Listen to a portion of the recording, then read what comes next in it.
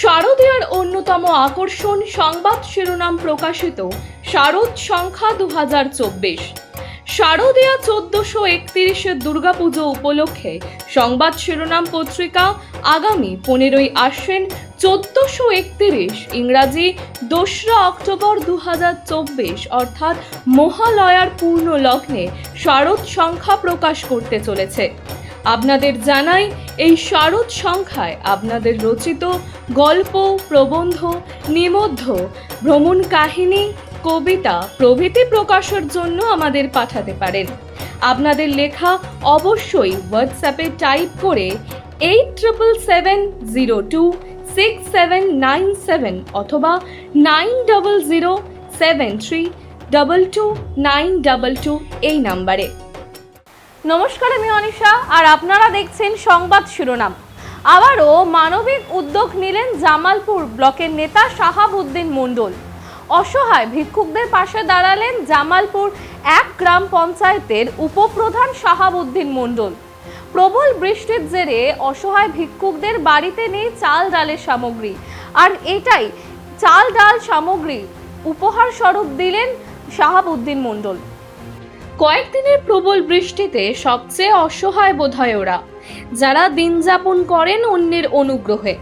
হ্যাঁ, ঠিকই ধরেছেন, ভিক্ষুকদের কথাই বলছি, যারা দুমুঠো অন্ন জোগাড় করতে অন্যের উপর নির্ভর করে। হয়তো কোনোদিনও দুবেলা ঠিকমতো খাবারও জোটাতে পারে না তারা। হঠাৎ কয়েকদিনের টানা বৃষ্টিতে অসহায়তা আরও দ্বিগুণ হয়ে উঠেছে তাদের জীবনে। বাড়িতে নেই খাবারের রসদটুকুও, তারপর প্রবল বৃষ্টি। এমনই কিছু স্থানীয় ভিক্ষুকদের কথা জানতে পারেন জামালপুর 1 গ্রাম পঞ্চায়েতের উপপ্রধান শাহাবুদ্দিন মণ্ডল।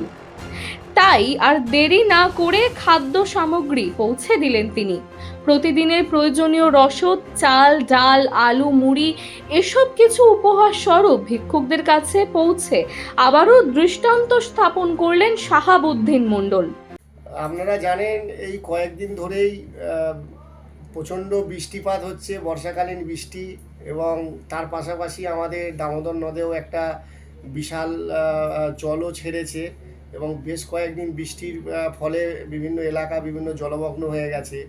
এবং যারা পরনির্ভরভাবে তাদের জীবন জীবিকা নির্ভর করে, যেমন যারা ভিক্ষা করে খায় আর কি, যারা ভিক্ষুক, তারা তো এই অতি বৃষ্টির ফলে বাড়ি বাড়ি যে তারা সাহায্য চাইতে যাওয়ার ব্যাপার থাকে, সেই সাহায্য চাইতে যেতেও পারেনি, এবং বিভিন্ন এলাকা যেভাবে জলমগ্ন হয়ে গেছে সেই সমস্ত এলাকায় গিয়েও তাদের কারোর বাড়ি থেকে ভিক্ষা চাওয়ার মতো সেই পরিবেশ আজকের দিনে এই মুহূর্তে নেই। তো আমরা জানতে পারি যে যারা বিভিন্ন মানুষের কাছে সাহায্য নিয়ে তাদের জীবন জীবিকা নির্ভর করে, তাদের এই পরিস্থিতিতে একটি অসহায় সমস্যার সম্মুখীন হয়েছে।